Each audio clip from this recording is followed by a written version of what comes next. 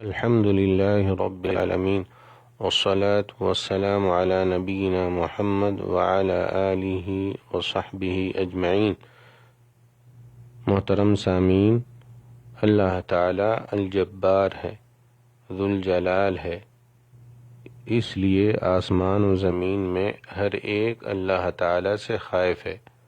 فرشتے خلقت میں قوی ہیں اور اللہ تعالی سے بہت ہی قریب بھی ہیں، اس کے باوجود یہ اللہ تعالیٰ سے بہت زیادہ ڈرتے ہیں۔ وہ ایک لمحہ اور لحظہ کے لیے بھی اللہ تعالیٰ سے مستغنی نہیں ہو سکتے ہیں۔ تو یہ فرشتے عبادت کے لائق نہیں ہیں۔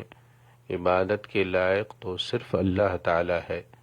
فرشتے خود اللہ کے خوف سے لرزا رہتے ہیں، اللہ کے حکم سے سرتابی نہیں کرتے ہیں۔ اللہ تعالیٰ کا ارشاد ہے، وَلِلَّهِ يَسْجُدُ مَا فِي السَّمَاوَاتِ وَمَا فِي الْأَرْضِ مِن دَابَّةٍ وَالْمَلَائِكَةُ وَهُمْ لَا يَسْتَكْبِرُونَ يَخَافُونَ رَبَّهُم مِّن فَوْقِهِمْ وَيَفْعَلُونَ مَا يُؤْمَرُونَ۔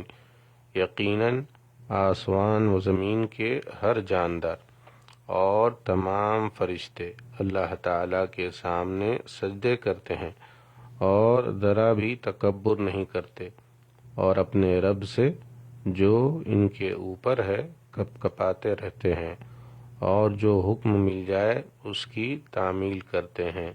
سورہ النحل آیت نمبر 49-50۔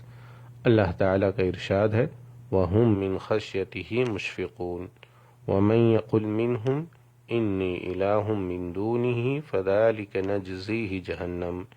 یہ فرشتے تو خود ہیبت الہی سے لرزاں و ترساں ہیں۔ ان میں سے اگر کوئی بھی کہہ دے کہ اللہ کے سوا میں لائق عبادت ہوں تو ہم اسے دوزخ کی سزا دیں۔ سورہ الانبیاء آیت نمبر 28-29۔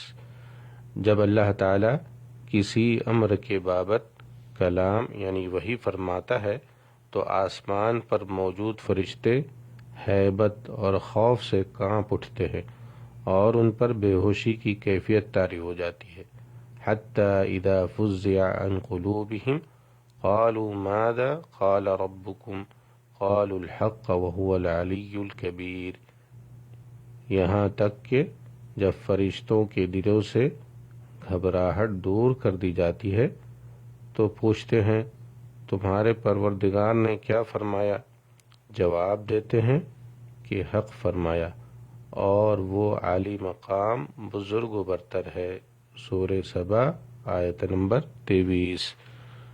فرشتے اللہ تعالیٰ کی عظمت کے تصور سے اس کے حضور سجدہ ریز ہوتے ہیں، ان پر دہشت اور کپکپی طاری ہو جاتی ہے۔ نواس بن سمعان رضی اللہ عنہ سے روایت ہے، رسول اللہ صلی اللہ علیہ وسلم نے فرمایا، اذا اراد اللہ تعالی ان یوحی بالامر تکلم بالوحی اخذت السماوات منه رجفة او قال رعدة شديدة خوفا من الله عز وجل فإذا سمع ذلك أهل السماوات صعقوا وخروا لله سجدا۔ اللہ تعالی جب کسی بات کی وحی فرماتا ہے اور اس وحی کا تکلم فرماتا ہے تو اس کے خوف سے تمام آسمانوں پر دہشت اور کپکپی طاری ہو جاتی ہے۔ جب آسمان والے اس آواز کو سنتے ہیں تو بے ہوش ہو کر سجدے میں گر پڑتے ہیں۔ اخرجہ ابن کثیر فی التفسیر وابن خزیمہ فی کتاب التوحید۔ والسلام علیکم ورحمۃ اللہ وبرکاتہ۔